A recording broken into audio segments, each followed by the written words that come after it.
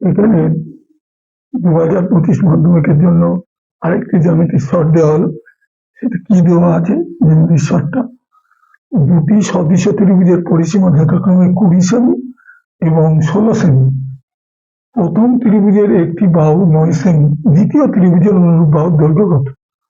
আমরা জানি একটা সূত্র আছে, দুটো ত্রিভুজের পরিসীমা অনুপাত আর দুটো ত্রিভুজের অনুরূপ দুটি বাহুর অনুপাত সমান হয়।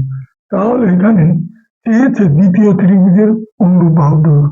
ধরে নেব, ধরি দ্বিতীয় ত্রিভুজের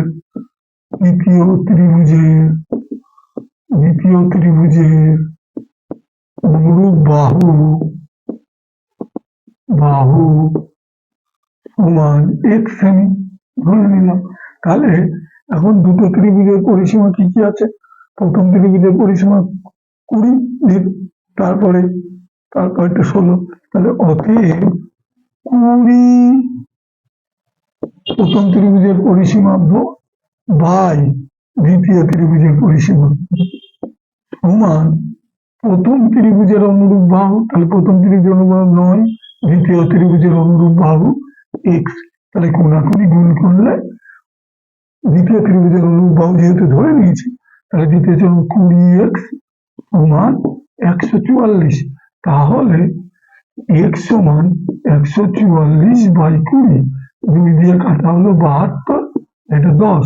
তাহলে x সমান 72কে 10 দিয়ে ভাগ করলে 7.2 সেমি।